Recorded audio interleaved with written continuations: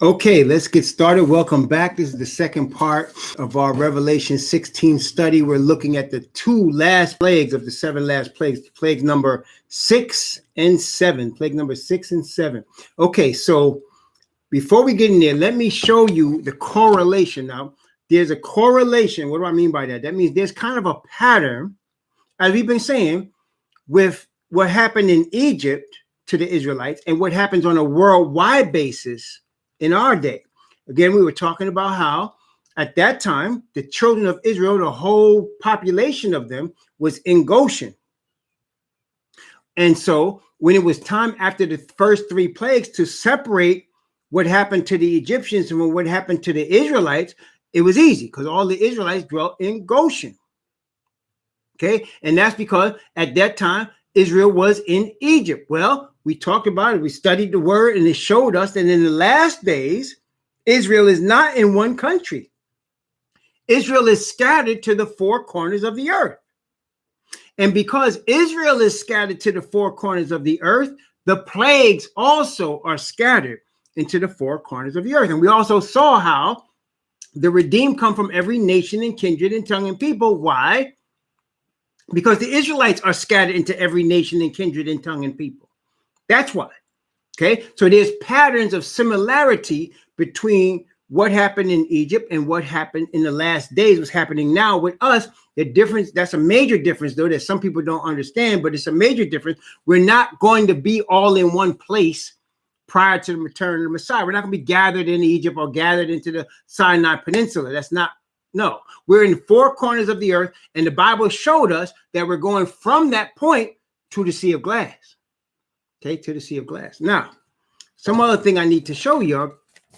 Let's go to Joshua. Now, you remember how Moses was not permitted to lead the children of Israel into the promised land. He was not permitted to do it. If you recall, because that he did not sanctify the Most High, the Bible says he spake unadvisedly with his lips, and both him and Aaron were going to be put to rest before the children of Israel went into the promised land. And in fact, the Bible showed us that he ordained, that is Moses, at the command of the Father, ordained Joshua, whose name is Yahushua, ordained Joshua to lead the children of Israel into the promised land. Okay. Now, before they went into the promised land, they had to cross over the Jordan River. Okay? Because the promised land was at the Jordan River. It's part of the Jordan River. Now, they got land on now the Jordan River has obviously two sides. There's a eastern side of the Jordan River, and there's a western side of the Jordan River. The children of Israel were coming from the east and crossing over into the west. Okay? That's what they were doing. They were coming from the east of the Jordan River and crossing over into the west to take over the promised land. Now, they did get land on the western side of the Jordan River, but we're not talking about it. That wasn't the official land. That land was land they had captured with two other kings that came at them, and the Most High gave them their land.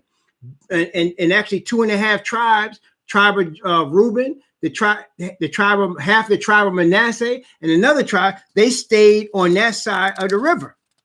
Okay, well, the families stay on that side of the river, but the leaders, the men for war, came with the rest of the children of Israel to help them get the rest of their land. Okay, so, but they had to cross the Jordan River from the east going to the west. I keep mentioning that because that's important as we're going to go into these two last plagues. Before when they got ready to cross the Jordan River, something interesting took place. The Father did a thing. What thing did he do? Well, let's take a look at it. Joshua chapter 4. Joshua chapter 4. Okay, Joshua chapter 4. We're going to begin at verse 1. Joshua chapter 4, beginning at verse 1.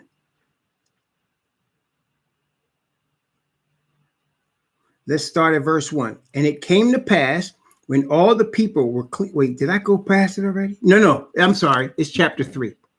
Joshua chapter 3. I'm sorry. I was going to say, no, that's not it. It's Joshua chapter 3. Joshua chapter 3, beginning at verse 1. My bad. Joshua chapter 3, beginning at verse 1. You know I don't prepare no notes beforehand. Joshua chapter 3, beginning at verse 1. Praise the Most High. All right, watch now. Joshua 3, we're going to begin at verse 1. And Joshua rose early in the morning, and they removed from Shittim and came to Jordan, he and all the children of Israel, and lodged there before they passed over. So they were on the eastern side of the river Jordan. And they camped on the eastern side. The whole nation, 1 million plus people, camped on the eastern side of Jordan. Prior to going, they had to go through the Jordan to get to the other side. Okay, it was a river. They had to go through this river. It's a river now, real river, flowing river, not no little pond, not no little, stream. It was a river. They had to pass through this river to get to the other side. Okay. Verse 2. And it came to pass after 3 days that the officers went through the host. And notice again, it's 3 days. Most High likes that. After 3 days, the officers went through the host, and they commanded the people, saying, when ye see the ark of the covenant of Yahweh, your Most High, and the priests, the Levites, bearing it, then ye shall remove from your place and go after it. So they were being told the sign that they were going to go through the Jordan was that the Levite priest that carried the ark of the covenant, again, the ark that bears the 2 tables of the covenant. When they saw the Levite priest carrying that ark toward the Jordan, they were supposed to be ready to follow them through the Jordan River. Okay, watch. Verse 4. Yet there shall be a space between you and it, about 2,000 cubits by measure. Come not near unto it, that ye may know the way by which ye must go. For ye have not passed over this way heretofore. So he said, give them space so that you can see the direction they're going. Don't try to rush up on them too close or run ahead of them. Lesson. Don't try to run ahead of them or pass up on them too close. Let them show you by giving them enough space to show you the direction and time in which you're supposed to go. Y'all catching that? Because some people like to rush up ahead and, push. Give the Most High space so he can show you where you're going. Be patient. Let him show you. And he will show you. So he said, give them 2,000 cubits of space so that you can see where they're going. Okay. Verse 5. And Joshua said unto the people, sanctify yourselves, for tomorrow Yahweh will do wonders among you. And Joshua spake unto the priests, saying, take up the ark of the covenant and pass over before the people. And they took up the ark of the covenant and went before the people. So he said, now is the time. Pick up the ark and start walking toward the Jordan. Verse 7. And Yahweh said unto Joshua, this day will I begin to magnify thee in the sight of all Israel, that they may know that as I was with Moses, so I will be with thee.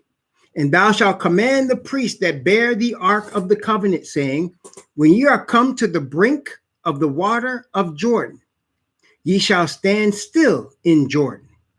And Joshua said to the children of Israel, come hither and hear the words of Yahweh, your Most High.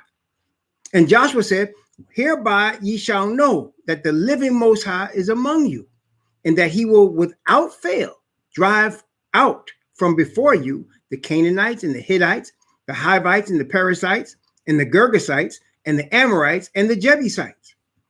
Behold, the ark of the covenant of Yahweh of all the earth passes over before you into Jordan. Now, therefore, take you 12 men out of your tribes of Israel, out of every tribe a man. And it shall come to pass, as soon as the soles of the feet of the priests that bear the ark of Yahweh of all the earth, shall rest in the waters of Jordan, that the waters of Jordan shall be cut off from the waters that come down from above, and that stand upon, and they shall stand upon an heap. So in other words, the Jordan is going to divide. the river's going to stop and they're going to walk across on dry ground. Now, only Joshua and Caleb were alive when they did that at the Red Sea. If you recall, the rest of them were either not born yet or too young to remember, because he said all of the men that came out of Egypt were going to die because of their unbelief. But the children under 20 years old, they were going to stand. Only Joshua and Caleb that went in beforehand to spy out the land were going to see the promised land. So Joshua and Caleb, remember, they knew what it was like to see the waters part under Moses and they walked through the sea on dry ground. Now a river is going to do the same thing. It was going to part, stop, and the priests were going to lead through, and they were going to walk through the river. And he said, as a token, I want 12 men to pick up 12 stones out of the middle of that river as witness that y'all walk through the river. Okay, let's go. Joshua chapter 3, verse 14. And it came to pass when the people removed from their tents to pass over Jordan, and the priests bearing the ark of the covenant before the people, and as they that bear the ark were come into Jordan, and the feet of the priests that bear the ark were dipped in the rim of the water, for Jordan overfloweth all his banks all the time of the harvest. So it wasn't like it was low tide. It was overflowing his banks. The river was strong. It was long, deep, and strong, and it was coming. And so watch. That the waters which came down from above stood and rose up upon a heap very far from the city of Adam that is beside Zaretan. And those that came down toward the sea of the plain, the salt sea, failed and were cut off. And the people passed over right against Jericho. And the priests that bear the ark of the covenant of Yahweh stood firm on dry ground in the midst of Jordan. And all the Israelites passed over on dry ground until all the people were passed clean over Jordan. So the water stood on the heap like a dam, and the ground was dried. You would think the ground would be muddy. It was a river. It dried. And they walked over on dry ground. The priests carrying the ark of the covenant, and then all the Israelite nation, and the 12 chosen men taking the tokens of that trip out of the Jordan to bear witness on the other side that they had come through. And they were on the borders of Jericho, which was the first major city they were going to see as they came across Jordan. Okay, so they come across on dry ground. I want you to also know that in chapter 4, well, let's continue. Let's continue reading chapter 4. Okay, Joshua chapter 4. And it came to pass when all the people were clean passed over Jordan, that Yahweh spake unto Joshua, saying, take you 12 men out of the people, out of every tribe, a man, and command ye them, saying, take you hence out of the midst of Jordan, out of the place where the priest's feet stood firm, 12 stones, and ye shall carry them over with you, and leave them in the lodging place where ye shall lodge this night. Then Joshua called the 12 men whom he had prepared of the children of Israel, out of every man a tribe. And Joshua said unto them, pass over before the ark of the covenant of Yahweh your Most High into the midst of Jordan, and take you up every man of you a stone upon his shoulder. So it was a pretty large stone. It wasn't like they were going to carry it forward. They had to put it on their shoulder. Okay, they wanted to make sure this was a witness, according to the number of the tribes of the children of Israel, that this may be a sign among you, that when your children ask their fathers in time to come, saying, what mean ye by these stones?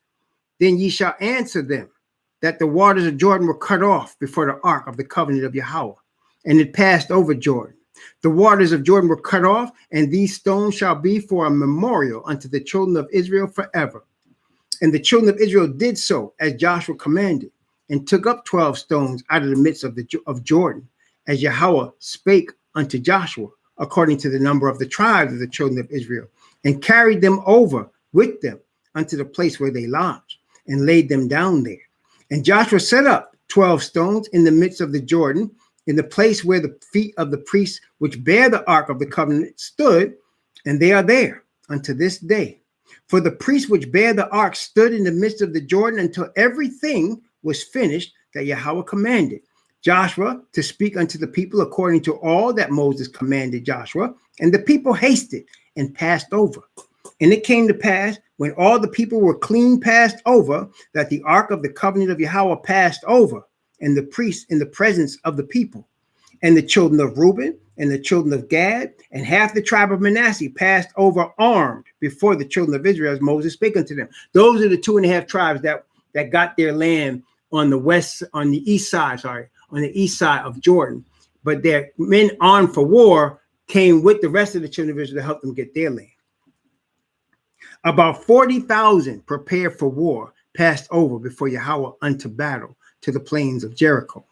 On that day, Yahweh magnified Joshua in the sight of all Israel, and they feared him as they feared Moses all the days of his life. And Yahweh spake unto Joshua, saying, command the priests that bear the ark of the testimony. See the ark of the testimony? That word testimony is witness. Okay, same word. The ark of witness, the 2 tables of witness. And they that come up out of Jordan, Joshua therefore commanded the priests, saying, come ye up out of Jordan. And it came to pass, when the priests that bear the ark of the covenant of Yahweh were come up out of the midst of Jordan, and the soles of the priests' feet were lifted up into the dry land, that the waters of Jordan returned unto their place and flowed over all his banks as they did before. And the people came up out of Jordan on the 10th day of the first month and encamped in Gilgal, in the east border of Jericho. And those 12 stones which they took out of Jordan did Joshua pitch in Gilgal. And he spake unto the children of Israel, saying, when your children shall ask their fathers in time to come, saying, what mean these stones? Then ye shall let your children know, saying, Israel came over this Jordan on dry ground. For Yahweh your Most High dried up the waters of Jordan from before you until they were passed over. And Yahweh your Most High did to the Red Sea, which he dried up before us until we were gone over, that all the people of the earth might know the hand of Yahweh, that it is mighty, that ye might fear Yahweh your Most High forever. So they passed over on dry ground over the river. Okay, now in chapter 5, all the men were circumcised before they took the kingdom. Chapter 5, they were all circumcised. Then at the end of chapter 5 is when the captain of Yahweh's host came to Joshua and gave him the instructions that were going to be used to take to take Jericho. Now, what does this have to do with Revelation chapter 16, the 6th plague? Well, as you see on the 3 angels' message that we read in chapter 14, what the message contained, it said what? Babylon is falling. It called this whole world system that we're in Babylon. Remember? Babylon is falling. Again, in Revelation chapter 18, Babylon is fallen. Come out of her, my people. So that this whole system of religion, political, economic system is called Babylon. Okay, the whole system. And it says that Babylon is fallen. So in Babylon, the major river is Euphrates. Euphrates is the major river that you cross to take ancient Babylon. Euphrates. So when the Medes and the Persians were coming to take ancient Babylon, they had to cross over the Euphrates to take Babylon. Now, with that in mind, let's go to Revelation chapter 16 and look at the 6th plague. Revelation chapter 16. Revelation chapter 16, verse 12. Let's watch verse 12 now. And the 6th angel poured out his vial upon the great river Euphrates, and the waters thereof were dried up, that the way of the kings of the east might be prepared. Again, the children of Israel came from what direction? They came from the east to take their land. The children of Israel again coming from what direction? Messiah say, as the sun rises in the east and sets even unto the west, so shall the coming of the Son of Man be. So the children of Israel are coming from the east, crossing over what Babylon's border to take Babylon. See? So why did it say that the way of the kings of the east might be prepared? Well, what did the word say about that in the Revelation chapter 1?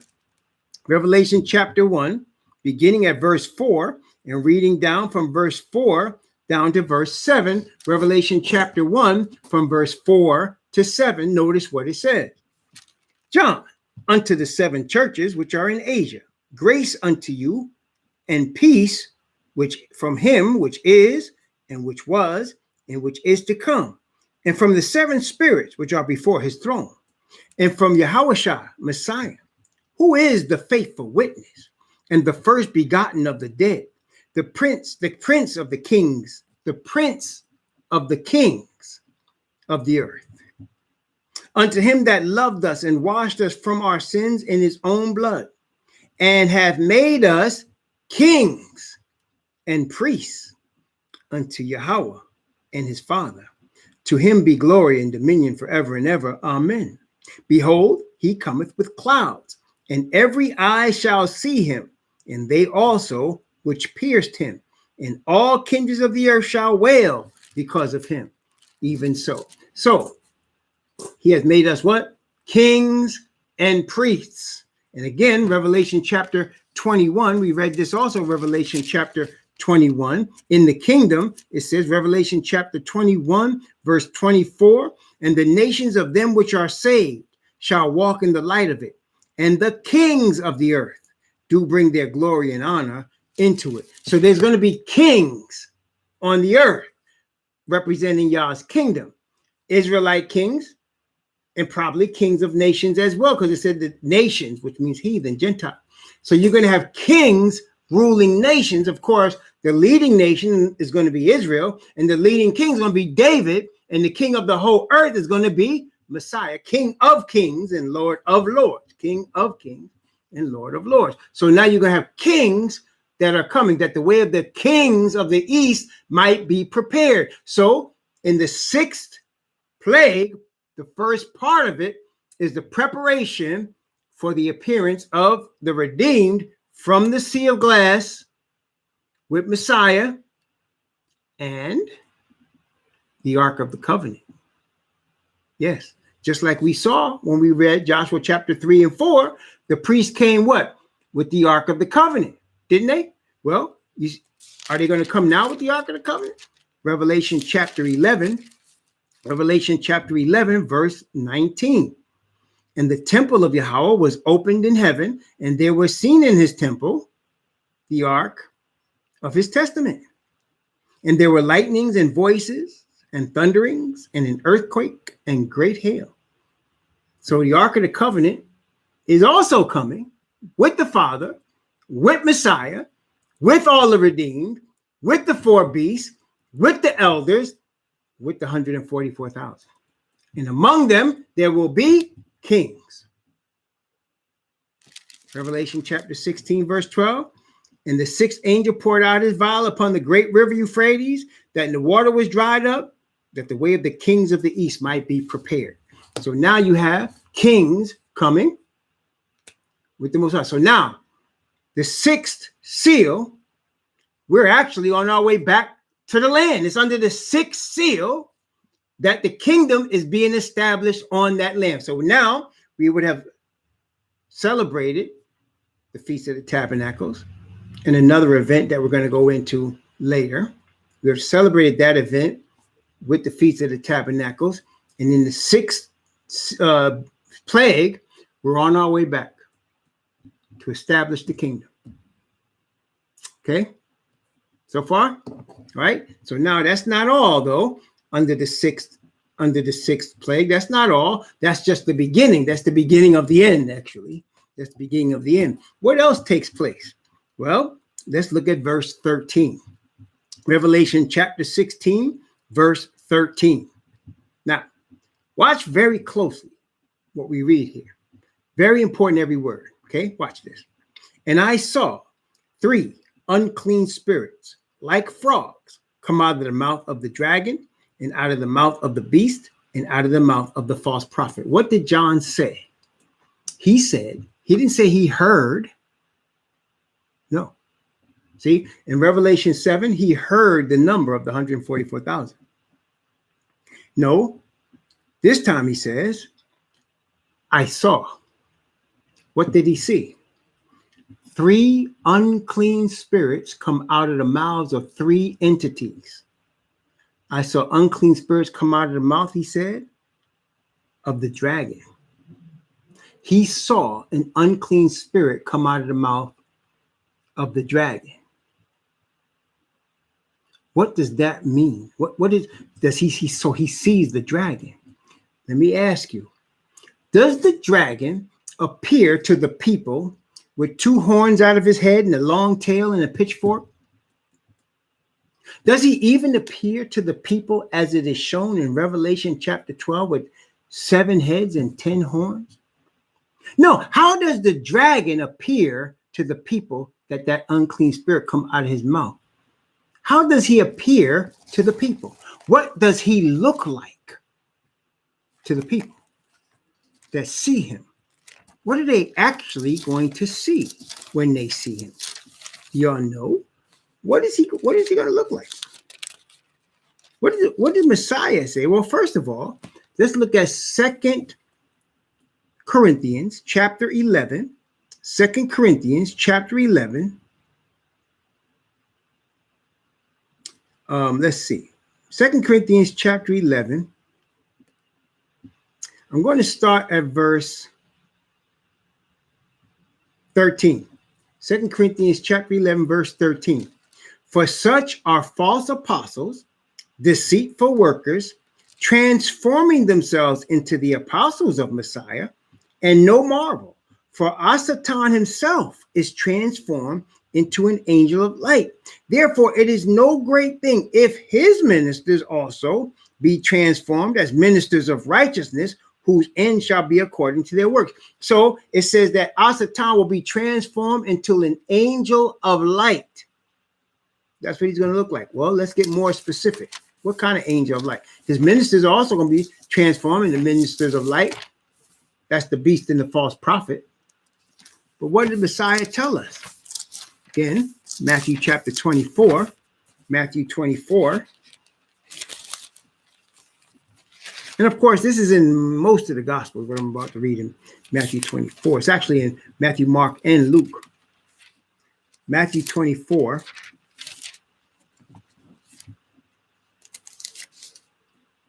Beginning in Matthew 24, beginning at verse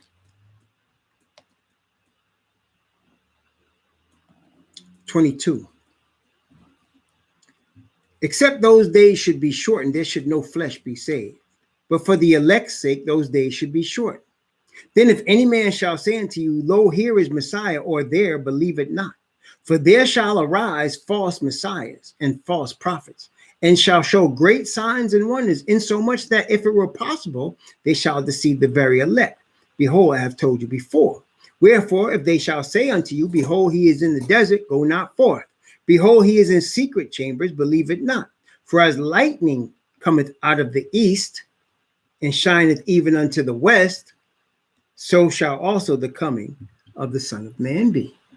See? So, Satan is going to impersonate Messiah as an angel of light. He's going to have unclean spirit come out of his mouth. This is the 6th plague. Unclean spirit come out of his mouth. Okay? Let's go back to Revelation chapter 16. Not just him, though. Revelation chapter 16, verse 13. And I saw 3 unclean spirits like frogs come out of the mouth of the dragon. That's Satan impersonating Messiah. Out of the mouth of the beast. That is the Roman Catholic leadership. Out of the mouth of the false prophet. That is Protestant Christianity, Judaism, and Islam. And all 3 are represented in Revelation chapter 13 as well. You just have to read them. Okay, you see the dragon, Revelation 13, Revelation 13, verse 2. You see the beast, Revelation 13, verse 2.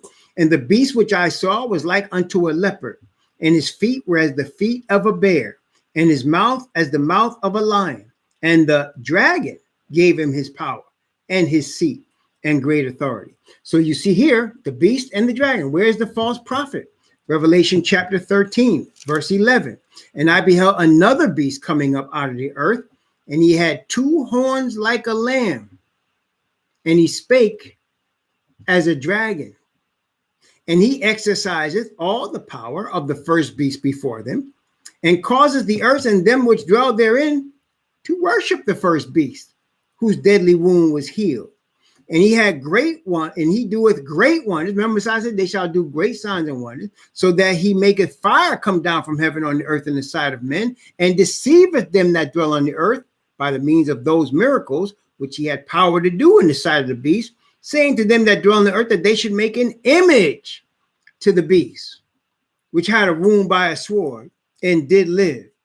And he had power to give life unto the image of the beast, that the image of the beast should both speak, and cause as many as would not worship the image should be killed. There's your false prophet. The image to the beast is a church-state control relationship, which we now have in the United States. Because in Rome, in the Vatican country, the Pope is the head of his church, and he's the head of his government. He's the head of his church, and he's the head of his government. There's no other entity on the planet that has that. Head of his church, head of his government. So now in the United States, what do you have? Christianity, people claiming to be Christianity, running government, with people that are Edomites running government. Okay, that's what you have. The Catholic Church running government with people claiming Edomite, people that are Ashkenazi Jew running government, creating the laws. They're creating the laws. And you can't vote them out of office even if you wanted to. First, half the people, more than half the people, are brainwashed thinking that they're going to vote for these people. Secondly, their votes don't count anyway. Corporations own them. Okay, that's the way this thing works. So now you have these entities working together in the sixth plague. That's all part of the sixth plague. So why? Because all of the redeemed are on the sea of glass. All that's left are people that are under the control of these folks, these three unclean spirits. Okay, again, it does come down, doesn't it, to spirits. Right now, what I've been teaching, what all the Israelite people are teaching, is that we should surrender to the spirit of perfect righteousness from the Father. Isn't that what we talk about? Justification by faith in Father's perfect righteousness through Messiah. And look what happens at the end. Three unclean spirits come and take over for those that are not surrendered to the righteousness of the Father. Okay? Y'all seeing that so far? All right, so the dragon is the devil impersonating Messiah. The beast is the Catholic Church and Christianity and Edomites and Judaism, and the Islam is the false prophet. And these are all the religious leaders of the earth. Right now, if you ask most people, they'll tell you there are three Abrahamic, they call them so-called Abrahamic religions. They've been pushing this a long time. The three Abrahamic religions are Christianity, Islam, and Judaism. And that's what they've been pushing. So those all together represent the false prophet. The beast is the Catholic Church. The dragon is the devil himself. Now, the beast is not just the Catholic Church, but it's the world government. A beast is a government. So it's the world government that the Bible says, as we're going to read in the next chapter, is being ridden by the Catholic Church, controlled by the Catholic Church. So there you have it. Okay. So while we're on the sea of glass, the people of the planet, and this is going to happen very quickly, the people of the planet Earth are going to be under the control of these three spirits. Okay.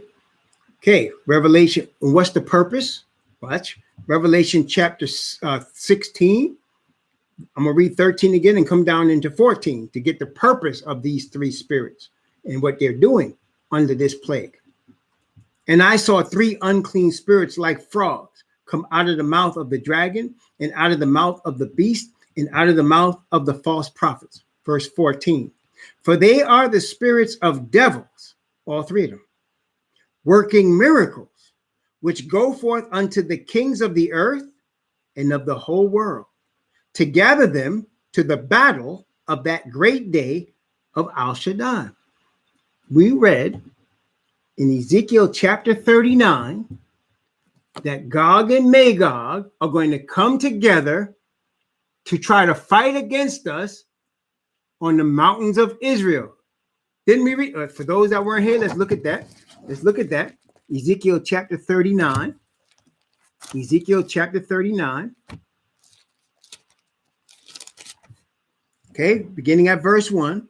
Therefore, thou son of man, prophesy against Gog, and say, Thus saith the Most High Yahweh, Behold, I am against thee, O Gog, the chief prince of Meshach and Tubal, and I will turn thee back, and leave but the sixth part of thee, and will cause thee to come up from the north parts, and will bring thee upon the mountains of Israel. When he said he's going to gather them together for the battle of the great day of Al Shaddai, it's the same thing. This is synonymous. This is exactly what's going on. This is Ezekiel 39 and Revelation 16:14. Okay. And I will smite thy bow out of thy left hand and cause thy arrows to fall out of thy right hand. And thou shalt fall upon the mountains of Israel, thou and all thy bands and the people that is with thee. And I will give thee to the ravenous birds of every sort and to the beasts of the field to be devoured. Thou shalt fall upon the open field, for I have spoken it, said the Most High Yahweh. And I will send a fire on Magog and among them that dwell carelessly in the isle. And they shall know that I am Yahweh. So will I make my holy name known in the midst of my people Israel. And I will not let them pollute my holy name anymore. And the heathen shall know that I am Yahweh, the Holy One in Israel. So you can see the city is now going to come down. We're going to come down with it. The three unclean spirits are going to gather together the people to fight against us. And Yah's already saying what's going to happen to them. Okay, so that's the sixth plague. Now, it's not finished yet.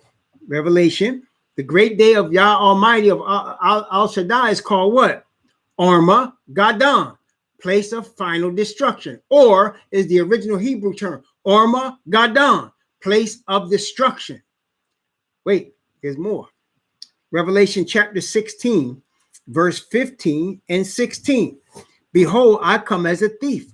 Blessed is he that watcheth and keepeth his garments, lest he walk naked and they see his shame.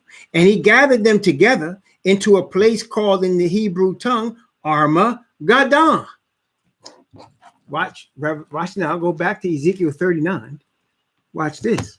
Ezekiel chapter 39. Let's go back there. Ezekiel 39. Let's go. Ezekiel 39. Let's see. I'm going to start at verse 11. Ezekiel 39, verse 11.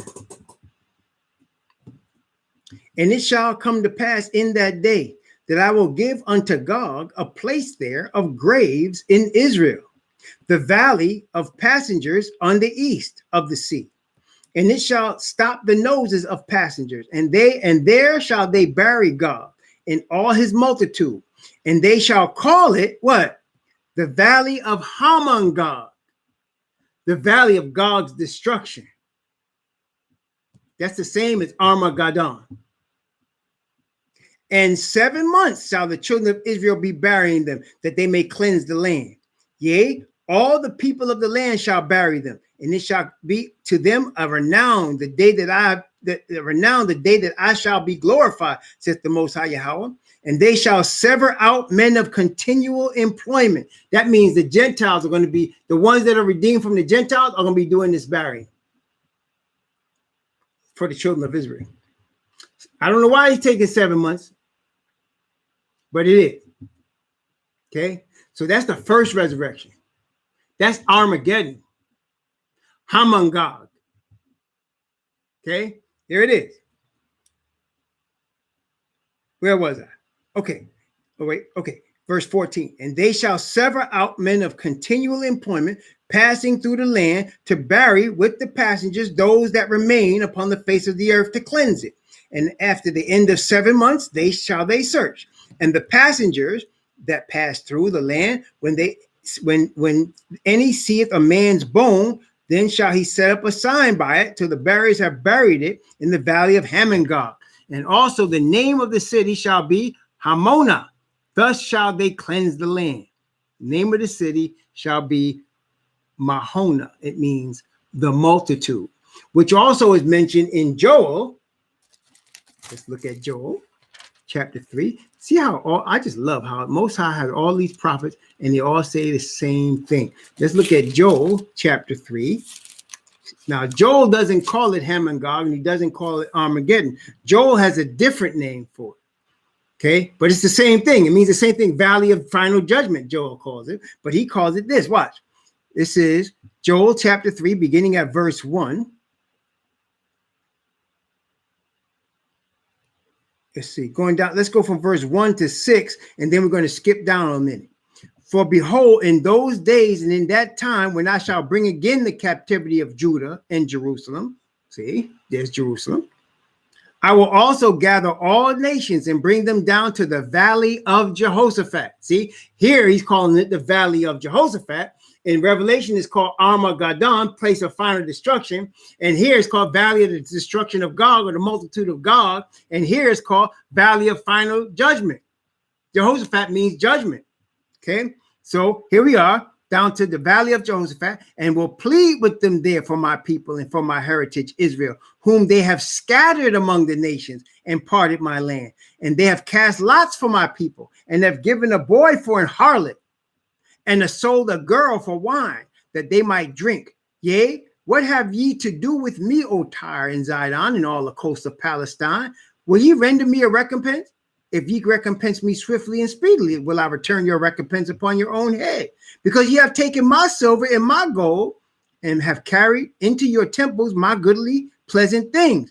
The children also of Judah and the children of Jerusalem have ye sold unto the Grecians, that ye might remove them far from their border. Let's skip down. Let's skip down.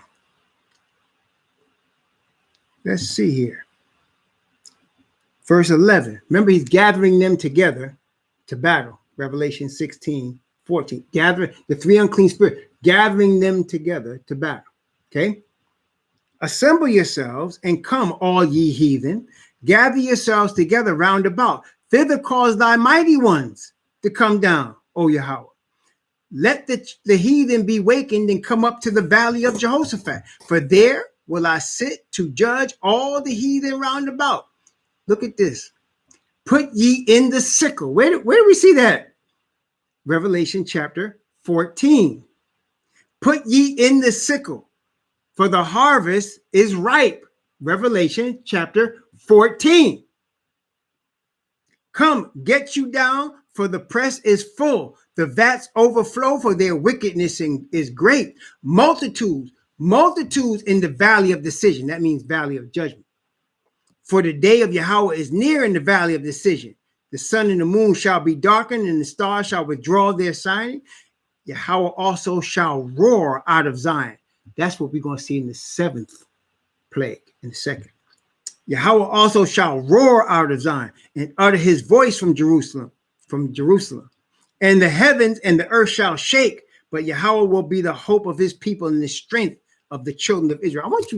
I'm sure y'all have noticed, in all of the scriptures we're reading, we're talking about victory for who? The children of Israel.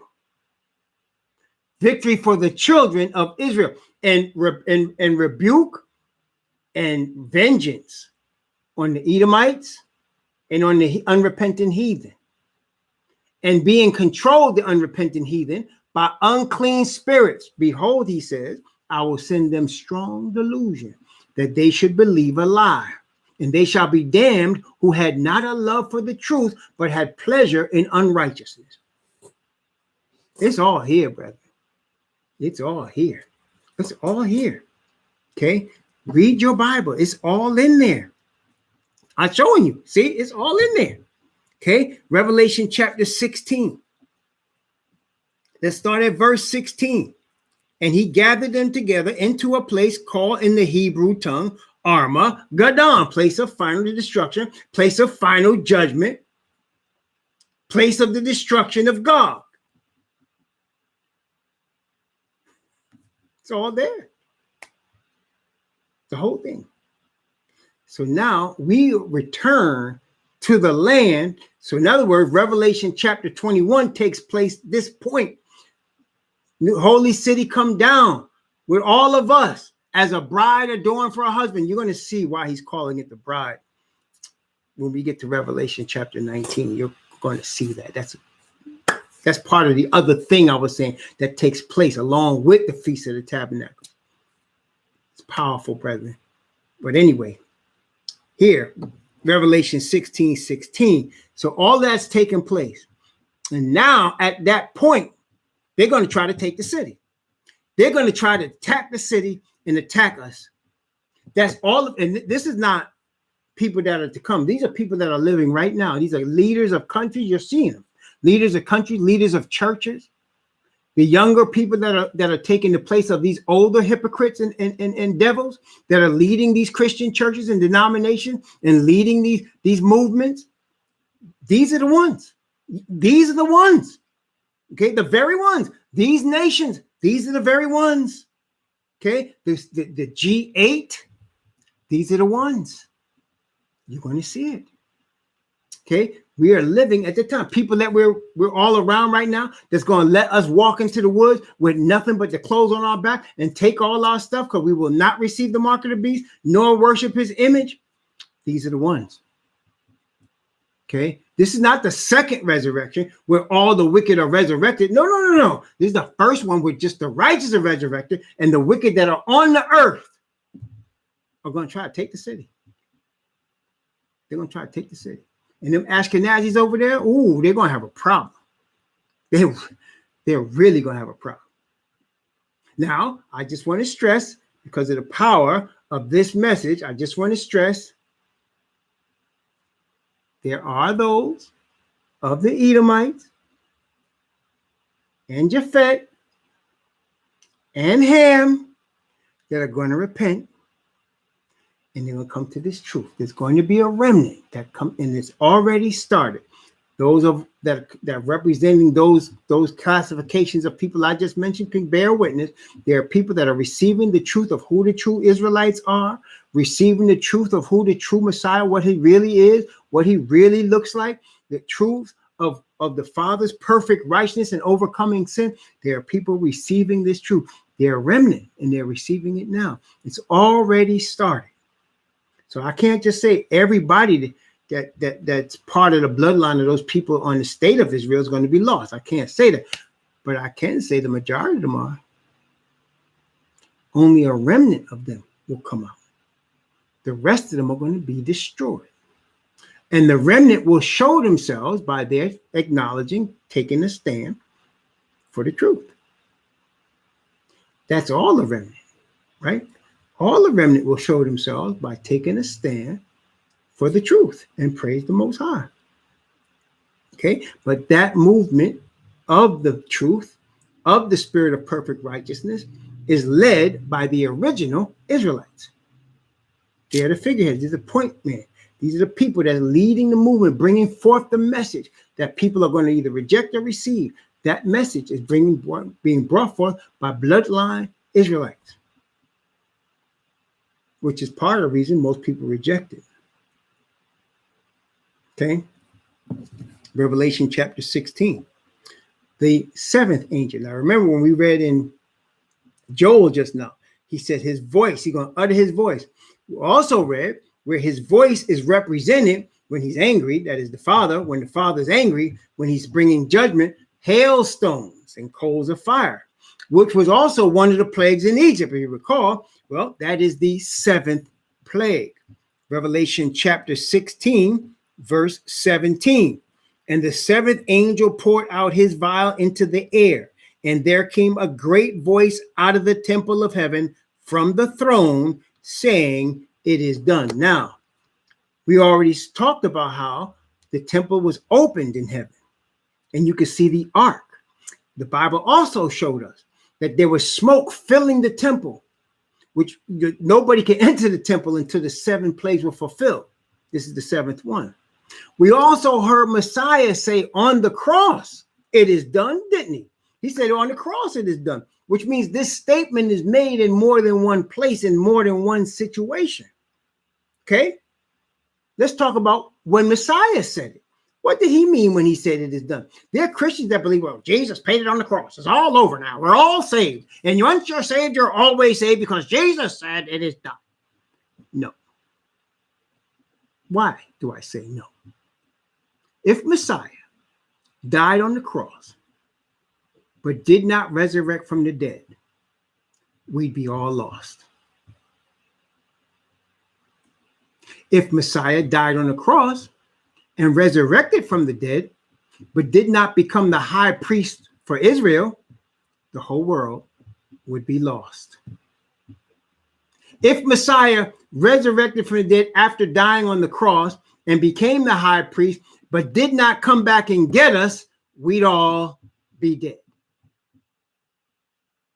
So you need all parts. So what did he mean when he said it is done on the cross?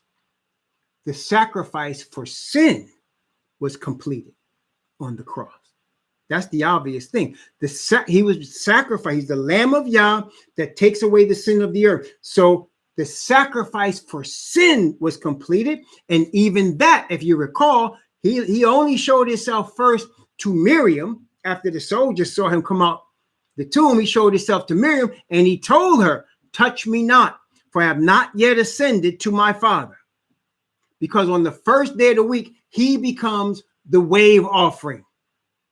There had to be a wave offering, which means the offering, I mean, I'm accepting the sacrifice. And that was the countdown to the day of Pentecost. So he said, I had to go to my Father and your Father, to my God and your God. That is to get his sacrifice accepted. Once it was, he came back and he allowed his disciples to touch him and everything. But at that moment, he said, I have not yet ascended to my Father. He come out of the tomb and didn't even go back up yet. He was waiting. Show somebody that he was all right. To show Miriam first. Show the sister. Go tell my brothers and Peter that I'm all right. I'm back. Right? So that means he had to have that sacrifice accepted of the Father first, which is what he did. So when he said it is done, he was saying the sacrifice for sin has been completed. That is the first and very important step. Without a sacrifice, without the shedding of blood, there's no remission of sin. So first you have to have that. And so he became the lamb.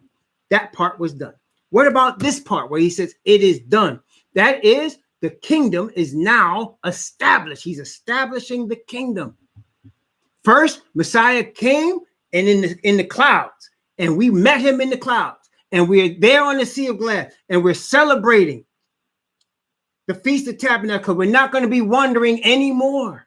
We're not going to be in separate lands. We're going to be on our land where we belong. We're going to be able to see the Father's face and bring glory to him. It is done.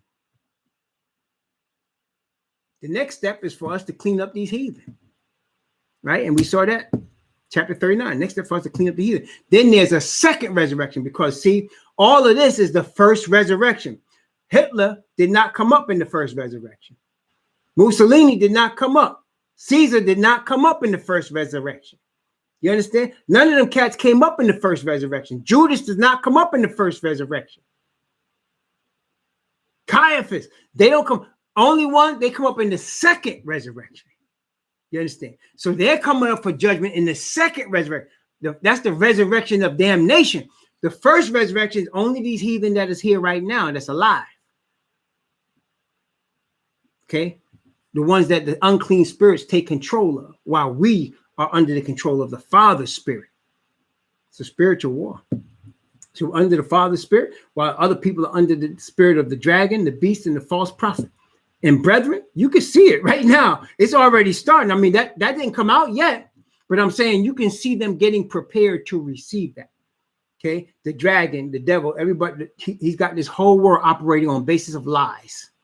Okay, the beast, everybody bowing to the beast. The false prophet, well, earth is filled with them. Okay.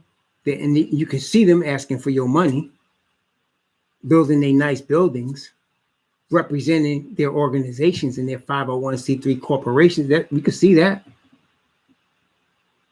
Yes, that's right, Bataman. The ones who were responsible physically touching Messiah and putting spears in him and all that. Yes, you're right. They're going to be resurrected. That's a special resurrection. The Bible says they also which pierced him are going to see him.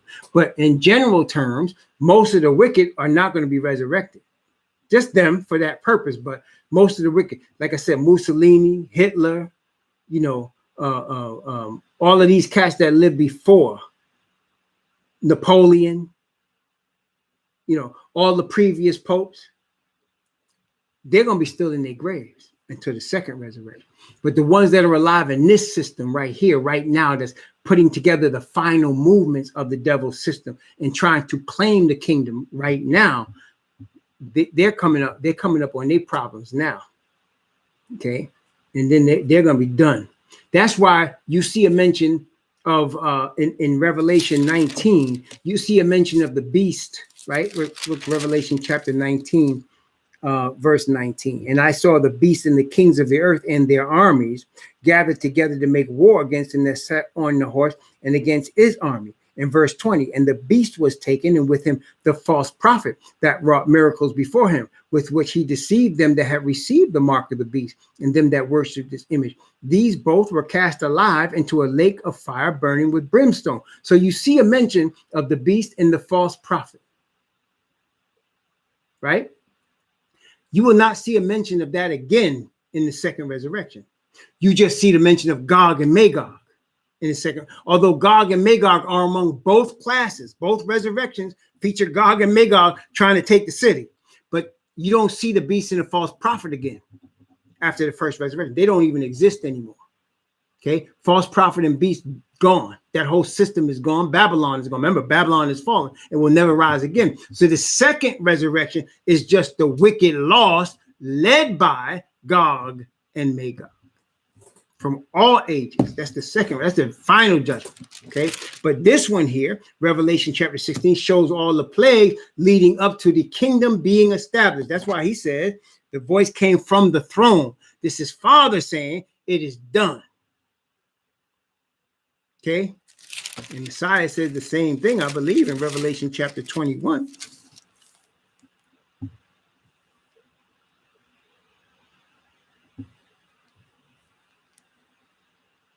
Verse 5.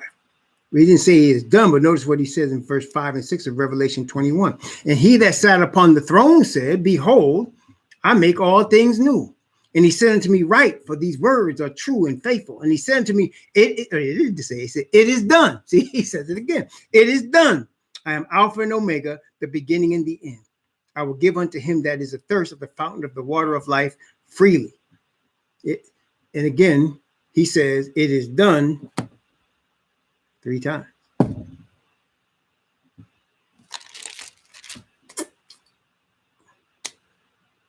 Brethren, here we are. Revelation chapter 16, verse 17. And the seventh angel poured out his vial into the air, and there came a great voice out of the temple of heaven from the throne saying, it is done. And there were voices and thunders and lightnings. And there was a great earthquake, such as was not since men were upon the earth. So mighty an earthquake and so great. And the great city was divided into 3 parts, and the cities of the nations fell. And great Babylon came in remembrance before Yahweh to give unto her the cup of the wine of the fierceness of his wrath. So all of the cities of the earth will be destroyed. All the big cities, New York, Paris, London, Istanbul, Moscow, Cairo, all going to be destroyed. Okay. To give unto her the cup of the wine of the fierceness of his wrath. And every island fled away, and the mountains were not found. There's going to be everything going to be rearranged out of its place. Remember, we're on the Sea of Glass. We're with the city. We're with the Father. We fine. But the rest of this planet, there's going to be a problem. They're going to have a problem. See, we had the problem when they were coming at us, we can't buy ourselves. We walking through these places with nothing but the clothes on our back and depending on our Father to provide for us. And they were in nice places and warm places and nice houses and nice cities. Now it's reversed. Their cities are all destroyed. And then they're going to be destroyed. And their only hope that they can see is to try to take the city. And our Satan and the beast and the false prophet are going to be telling them, we got to take the city. And they're going to try to take the city. Okay? And there fell upon men a great hail out of heaven, every stone about the weight of a talent. And men blasphemed Yah because of the plague of the hail, for the plague thereof was exceeding great. Now, yes, it's all going to come down to the earth. Exactly. That's why the Bible says the streets were made out of transparent glass, like gold, very similar to the sea of glass. Same type of material. You see what I'm saying? So before the Father's throne is that same sea of glass.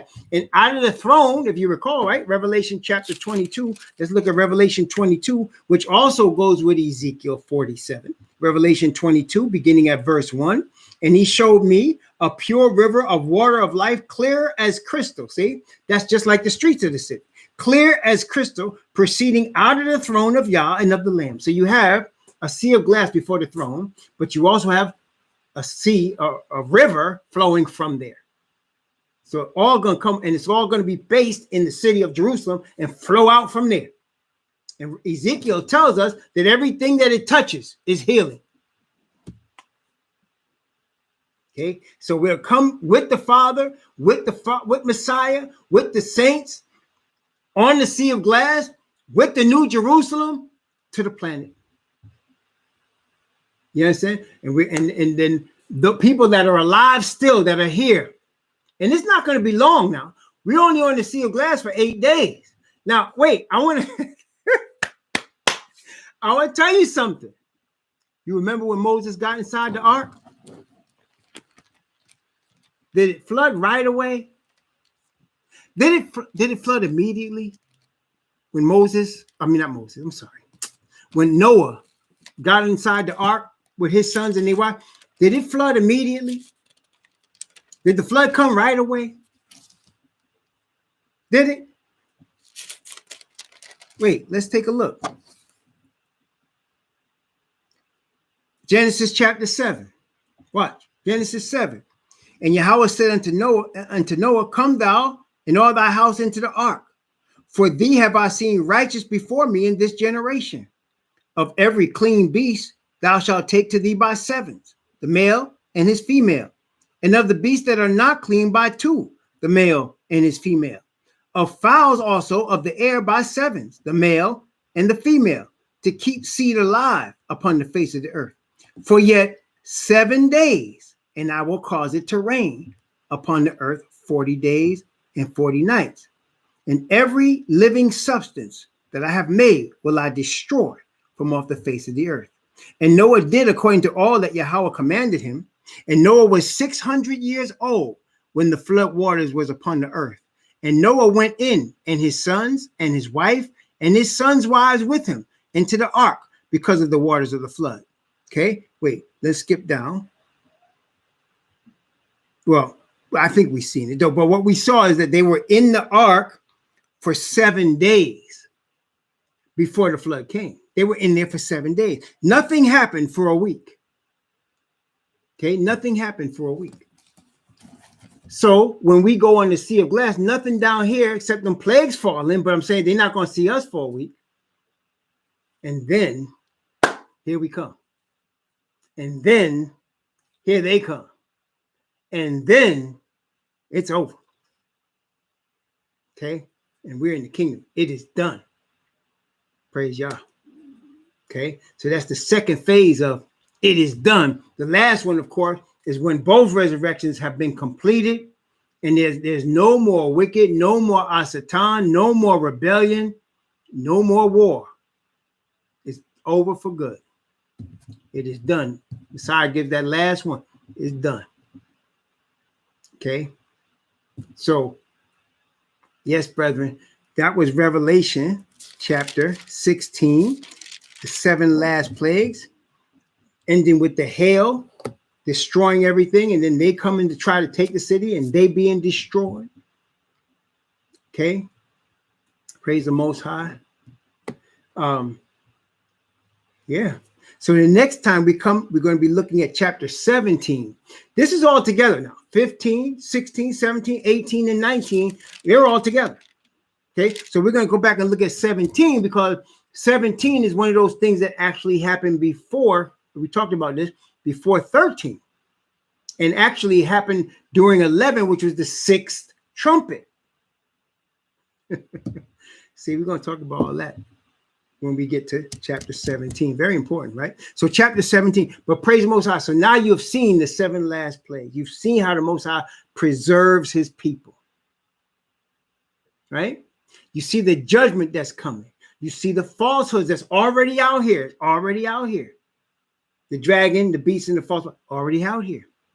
The next phase is for the dragon, after we get delivered, for the dragon to impersonate the Messiah. And he's going to take the world captive. Okay. And they're going to be gathered together thinking they're going to take that city.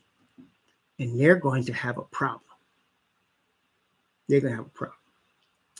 May the Most High bless you and keep you. May he guide you and me in paths of light and truth and righteousness for his name's sake. May he cause his face to shine upon you and be gracious unto you. May he lift up his countenance upon you and give you peace. Have a very safe weekend and a good week. Shalom.